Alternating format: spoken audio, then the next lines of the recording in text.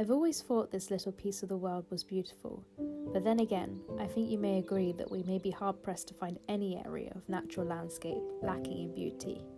To me, what makes a landscape truly beautiful, memorable against all the rest of it that sets such a high bar, is the way it can make us feel. Vast landscapes as far as the eye can see make us feel more free than civilization ever can. The gentle lapping of water at a lake's edge can make us feel calm. But I think that it is the memories and associations that we have with a landscape that can create the strongest emotional ties of them all. And that's what this area is to me, and why I wanted to share with you today. To me, this landscape is peace and joy, but more than that, it is a homecoming. Because for me, this is where my relationship with the great outdoors truly started.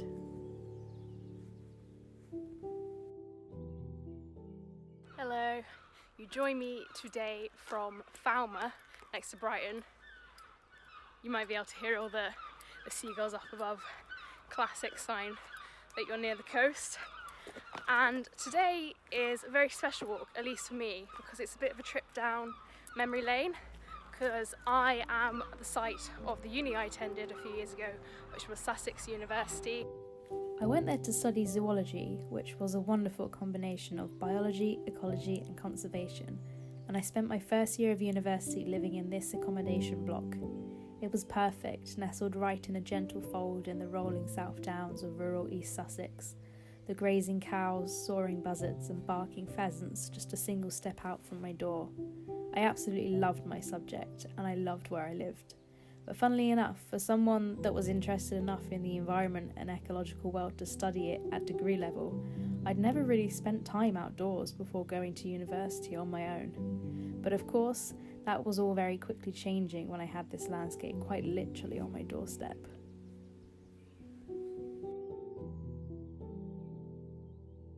I know that there used to be a badger set around this dead tree. In fact, the only times I've ever seen badgers alive has been while I've been at uni, because they used to actually come down into our bin areas to try and rootle around. It's quite sad now, I only ever see them when they're dead beside the road. I guess it's not one you would normally come across so much anyway, because they're nocturnal, but still, it's sad to only see a creature in death, isn't it?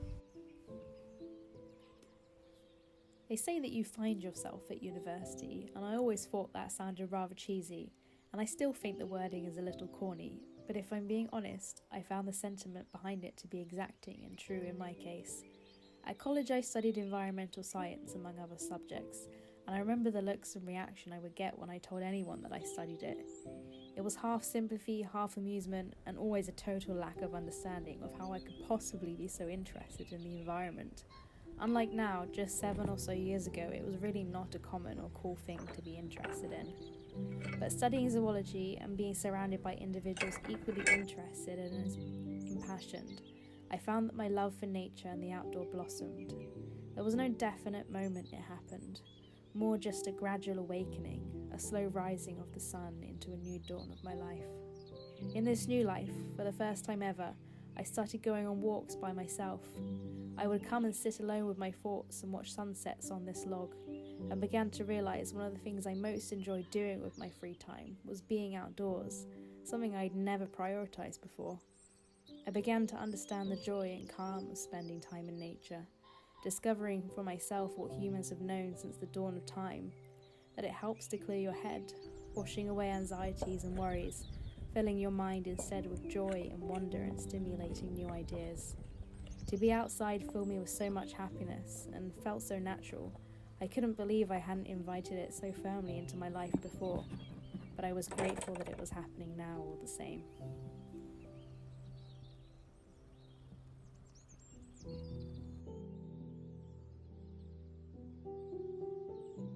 I remember coming out here before a work shift one evening, and I'm a morning person, so the thought of doing a shift in retail 6 till midnight, just serving kind of drunken uni students, it wasn't really appealing to me at that point. So I came out here just for 10 minutes to sit before my shift, and I remember just getting such a buzz, and I turned up to my shift and I just had a smile on my face and I could not get rid of it for the whole shift.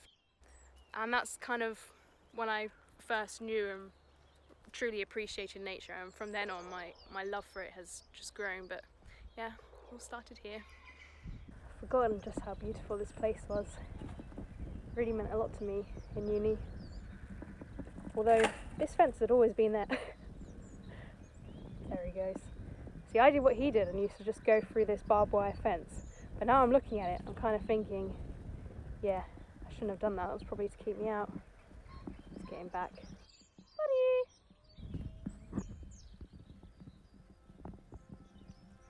Good boy, bud. Coming through? Good boy. As I wandered the bike trails and wandering footpaths, I let my mind wander and mingle in the nostalgia that the area holds for me. They say that if we are to be connected to nature and to enjoy its company in our lifetime, that for the majority of people this connection forms when we are in our infancy. The older we get, the less chance there is that we will reconnect with that ancestral love of the natural world. This landscape on the South Downs surrounding my university was where my love for nature really came to the fore, so it probably came a little later on for me than for most. Of course, I'd like to think that there was already a predisposition there, a natural biophilia, as scientists call it, a genetic predisposition in our DNA that programs us to connect with nature, driving a want and a need to spend time outdoors, and a natural curiosity and wonder at the natural world. I certainly always did enjoy being outside as a child, and I did spend a lot of time outdoors. And when I think back, most of my clearest and happiest memories are at times when I was out in nature. But it wasn't until university that being an outdoors person became part of my identity and personality, a part of how I would define myself. I hadn't realised before that walking, hiking, being outdoors, ecology, that all of these could be hobbies, things that I like to do, a way to actively spend my time. It seems silly to say that now, as it seems so obvious. Of course spending time outdoors is an activity. But in an increasingly urbanised world, I think I'm far from the minority that is growing up with that same disconnection from the natural world, not even aware of the wonders ready and waiting to be explored. As I watch the whole world around me, I find it hard to understand how others don't find the same joy and fascination in it, even though I was once that person too. It just feels so natural now, so easy, so built in, as if it would now take me a great effort to not notice and stare, to not go outside and explore. If you would like to share, I'd be really interested to hear your story of how and when you first connected with nature. How old were you? Was it one defined experience, or was it just a love that slowly crept up on you?